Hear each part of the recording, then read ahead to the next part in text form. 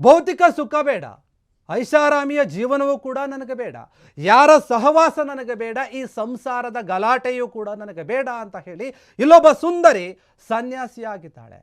ದೊಡ್ಡ ಮಟ್ಟದಲ್ಲಿ ಓದಿದ್ರೂ ಕೂಡ ನನಗೆ ಈ ಸಹವಾಸ ಬೇಡ, ಈ ಸಂಸಾರ ಸಾಗರದ ಜಂಜಾಟವೂ ಬೇಡ, ಯಾವ ಜೀವನವೂ ಬೇಡ, ಯಾರ ಸಹವಾಸವೂ ಬೇಡ ಅಂತ ಹೇಳಿ ಒಬ್ಬ ಸುಂದರ ಯುವತಿಯಲ್ಲಿ ಸನ್ಯಾಸಿ ಆಗಿರುವಂಥದ್ದು. ಉಜ್ವಲ ವೃತ್ತಿ ಜೀವನವನ್ನು ಬದಿಗೊತ್ತಿ ಸನ್ಯಾಸಿ ಆಗಿದ್ದಾಳೆ. VIET ಇಂಜಿನಿಯರಿಂಗ್ ಕಾಲೇಜ್ ಏನಿದೆ ಅದರಲ್ಲಿ ಟಾಪರ್ ಆಗಿರ್ತಾಳೆ. ಅವರು ಇವತ್ತು ಸನ್ಯಾಸಿ ಆಗಿದ್ದಾರೆ. ದಾವಣಗೆರೆ ಯುವತಿ ಸೂರತ್ನಲ್ಲಿ ಅವರಿಗೆ ದೀಕ್ಷೆಯಾಗಿದೆ ಸನ್ಯಾಸಿಯಾಗಿ. ಆಂಚಲ್ ಕುಮಾರಿ ಜೈನ ಸನ್ಯಾಸತ್ವವನ್ನು ಸ್ವೀಕಾರ ಮಾಡಿದ್ದಾರೆ.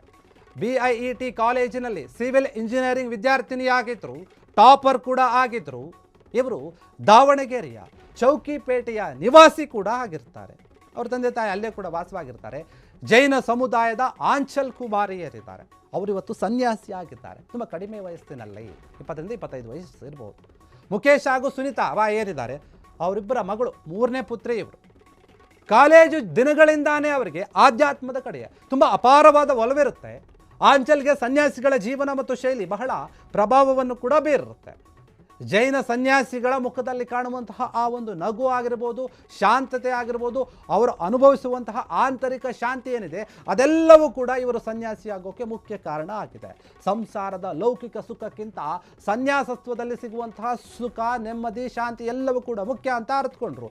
ಆಂತರಿಕ ಖುಷಿಗಾಗಿ ಈ ಕಠಿಣ ನಿರ್ಧಾರವನ್ನು ತೆಗೆದುಕೊಂಡಿದ್ದಾರೆ. ಭೌತಿಕ ಸುಖ, ಐಷಾರಾಮಿ ಜೀವನ, ಹೀಗೆ ಏನೂ ಕೂಡ ನನಗೆ ಬೇಡ ಅಂತ ಹೇಳಿ.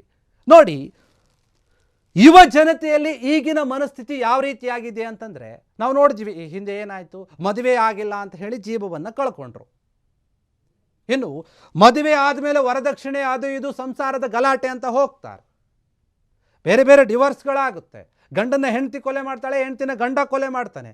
ಸಂಸಾರದಲ್ಲಿ ಇದೆಲ್ಲವೂ ಕೂಡ ಇದೆ. ಆದರೆ ಇಲ್ಲೊಬ್ಬ ಯುವತಿ ಏನೂ ಕಮ್ಮಿ ಆಗಿರಲಿಲ್ಲ. ಮನೆಯಲ್ಲಿ ಚೆನ್ನಾಗಿದ್ರು, ನೋಡೋಕ್ಕೂ ಕೂಡ ಇವರು ಚೆನ್ನಾಗಿದ್ದರು, ತುಂಬ ವಿದ್ಯಾವಂತರಾಗಿದ್ದರು. ಆದರೆ ಅವರಿಗೆ ಬೇಕಾಗಿದ್ದು ಸಂಸಾರ ಅಲ್ಲ, ಮದುವೆ ಅಲ್ಲ, ಈ ಗಲಾಟೆಗಳಲ್ಲ. ಅವರಿಗೆ ಬೇಕಾಗಿದ್ದು ಸುಖ, ಶಾಂತಿ, ನೆಮ್ಮದಿಯ ಜೀವನ. ಅದೆಲ್ಲಿ ಸಿಗುತ್ತೆ? ನಾವೊಬ್ಬರೇ ಇದ್ದರೆ ಸಿಗುತ್ತೆ. ನಾವು ಅದನ್ನು ಹೇಗೆ ಕಂಡ್ಕೋಬೇಕು?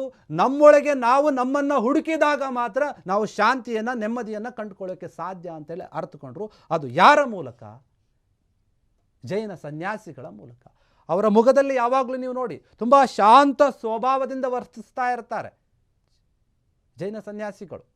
ಜೈನರು, ಬೌದ್ಧರು ಇವರು ತುಂಬ ಶಾಂತಿಯ ಸ್ವಭಾವದವರು. ಮಾತನಾಡಬೇಕಾದ್ರೂ ಅಷ್ಟೇ ಮೃದುವಾಗಿ ಮಾತನಾಡ್ತಾ ಇರ್ತಾರೆ. ಜಾಸ್ತಿ ಮೌನವನ್ನು ವಹಿಸ್ತಾರೆ. ಅವರ ಮುಖದಲ್ಲಿ ಯಾವಾಗಲೂ ಕೂಡ ಒಂದು ನೆಮ್ಮದಿ, ಒಂದು ನಗು ಇವೆಲ್ಲವೂ ಕಾಣ್ತಾ ಇರುತ್ತೆ. ಕಾಲೇಜಿನ ದಿನಗಳಲ್ಲಿ ಇದಕ್ಕೆಲ್ಲ ಪ್ರಭಾವಕ್ಕೆ ಒಳಗಾಗಿರ್ತಾಳೆ. ಆಧ್ಯಾತ್ಮದ ಕಡೆ ಜಾಸ್ತಿ ಒಲವನ್ನು ಹೊಂದಿರ್ತಾಳೆ. ಕಾಲೇಜಲ್ಲಿ ಏನು ಓದಿನಲ್ಲಿ ಹಿಂದೆ ಇರೋದಿಲ್ಲ, ಆಧ್ಯಾತ್ಮ ಕಡೆ ಗಮನ ಇದೆ ಅಂದ ಮಾತ್ರಕ್ಕೆ. ಆದರೆ ಟಾಪರ್ ಕೂಡ ಆಗಿರ್ತಾರೆ ಇವರು. ಅವರು ಮನಸ್ಸು ಮಾಡಿದರೆ ಲಕ್ಷಾಂತರ ರೂಪಾಯಿಯ ಕೆಲಸವನ್ನು ತಗೋಬೋದಿತ್ತು, ಐಷಾರಾಮಿ ಜೀವನವನ್ನು ಕೂಡ ನಡೆಸ್ಬೋದಿತ್ತು. ಆದರೆ ಅದ್ಯಾವುದು ನನಗೆ ಬೇಡ, ನಾನು ಸಿಂಪಲ್ ಆಗಿರ್ತೀನಿ, ನಾರ್ಮಲ್ ಆಗಿರ್ತೀನಿ, ತುಂಬ ಶಾಂತಿಯಾಗಿ ನೆಮ್ಮದಿಯಿಂದ ಬದುಕನ್ನು ಸಾಗಿಸ್ತೀನಿ ಅಂತ ಹೇಳ್ತಾ ಇದ್ದಾರೆ. ದಾವಣಗೆರೆ ಯುವತಿ ಏನಿದ್ದಾರೆ, ಆಂಚಲ್ಗೆ ಸೂರತ್ನಲ್ಲಿ ದೀಕ್ಷೆಯನ್ನು ಕೊಡಲಾಗಿದೆ. ಆಂಚಲ್ ಕುಮಾರಿ ಜೈನ್ ಏನಿದ್ದಾರೆ, ಅವರೀಗ ಸನ್ಯಾಸಿ ಆಗಿದ್ದಾರೆ. ನೀವು ನೋಡ್ಬೋದು, ತುಂಬ ಚಿಕ್ಕ ವಯಸ್ಸೇ ಸನ್ಯಾಸ ದೀಕ್ಷೆಯನ್ನು ತಗೊಂಡು ಏನು ಮುಂದೆ ಬೇರೆಯವರ ಒಂದು ಸನ್ಯಾಸಿಗಳೇನಿದೆ ಅವರ ದಾರಿಯಲ್ಲಿನೇ ಸಾಕ್ತಾ ಇದ್ದಾರೆ. VET ಏನಿದೆ ಕಾಲೇಜು ದಾವಣಗೆರೆಯಲ್ಲಿ, ಆ ಕಾಲೇಜಿನಲ್ಲಿ ಓದ್ತಾ ಇರ್ತಾರೆ. ದಾವಣಗೆರೆಯಲ್ಲಿ ಇರ್ತಾರೆ ಇವರು. ಚೌಕಿಪೇಟೆ ಅಂತ ಇದೆ. ಅವ್ರ ತಂದೆ ತಾಯಿಗಳು ಅಲ್ಲೇ ಇರ್ತಾರೆ. ಇವ್ರ ತಂದೆ ತಾಯಿ ಮುಖೇಶ್ ಮತ್ತು ಸುನೀತಾ ಏನಿರ್ತಾರೆ. ಇವರಿಬ್ಬರಿಗೆ 3 ಜನ ಮಕ್ಕಳು. ಇವರು 3ನೇಯವರು. ಇನ್ನು ಇವ್ರ ಮುಂದೆ ಇನ್ನೂ ಇಬ್ಬರು ಹುಟ್ಟಿದ್ರಲ್ಲ, ಅವ್ರಿಗೆ ಮದುವೆ ಕೂಡ ಆಗಿದೆ. ಆದರೆ ಇವರಿಗೆ ಮದುವೆ ಆಗಿರಲಿಲ್ಲ. ಇವ್ರಿಗೆ ಆಧ್ಯಾತ್ಮದ ಕಡೆ ಹೋಗಬೇಕು ಅನ್ನುವಂಥ ವಿಚಾರಗಳಿತ್ತು. ಅದಕ್ಕಾಗಿ ಮದುವೆ ಆಗಿರಲಿಲ್ಲ. ಈಗ ಈ ನಿರ್ಧಾರವನ್ನು ತಗೊಂಡಿದ್ದಾರೆ. ಈ ನಿರ್ಧಾರಕ್ಕೆ ಅವರ ಮನೆಯವರು ಕೂಡ ಒಪ್ಪಿದ್ದಾರೆ, ತಂದೆ ತಾಯಿಯವರು. ಆಯಿತು, ಮಗಳ ನಿರ್ಧಾರವನ್ನು ಬೇಡ ಅನ್ನೋದು ಬೇಡ ಅಂತ ಹೇಳಿ ಇವರು ನಿರ್ಧಾರವನ್ನು ತಗೊಂಡು ಅದಕ್ಕೆ ಸಪೋರ್ಟ್ ಕೂಡ ಮಾಡಿದ್ದಾರೆ. ಇನ್ನು ಮುಂದೆ ಇವರು ತಮ್ಮ ಸನ್ಯಾಸಿಯ ಜೀವನವನ್ನು ನಡೆಸ್ತಾ ಹೋಗ್ತಾರೆ. ಯಾರ್ಯಾರು ಬರ್ತಾರೋ, ಏನೋ ಒಂದು ಸಲಹೆಗಳನ್ನು ಕೇಳ್ಕೊಂಡು ಬರ್ತಾರೆ, ಅವರಿಗೆ ಸಂಸಾರದಲ್ಲಿ ಆಗುವಂಥ ಒಂದು ವಿಚಾರಗಳ ಬಗ್ಗೆ ಅಥವಾ ಅವರ ಅನುಭವದಲ್ಲಿ ಅವ್ರಿಗೇನೇನು ಆಗುತ್ತೆ ಅದನ್ನು ಜನಸಾಮಾನ್ಯರಿಗೆ ತಿಳಿಸ್ತಾ ಹೋಗ್ತಾರೆ. ಜೀವನದಲ್ಲಿ ನೆಮ್ಮದಿ ಮುಖ್ಯ ಅಂತ ಒಬ್ಬೊಬ್ಬರು ಒಂದೊಂದು ರೀತಿಯ ಹಾದಿಯನ್ನು ಹುಡುಕೊಳ್ತಾರೆ. ನೋಡಿ, ಒಬ್ಬರಿಗೆ ದುಡ್ಡಿದ್ರೆ ನೆಮ್ಮದಿ ಸಿಗುತ್ತೆ, ಕೆಲವರಿಗೆ ಎಷ್ಟೇ ದುಡ್ಡಿದ್ರೂ ಕೂಡ ನೆಮ್ಮದಿ ಸಿಗೋದಿಲ್ಲ. ನಾವು ನೋಡಿದ್ದೀವಿ ಎಷ್ಟೆಷ್ಟು ಜನರು ಸಾವಿರಾರು ಕೋಟಿ ಇರೋಂಥವ್ರು ಆತ್ಮಹತ್ಯೆ ಮಾಡಿಕೊಂಡ್ರು.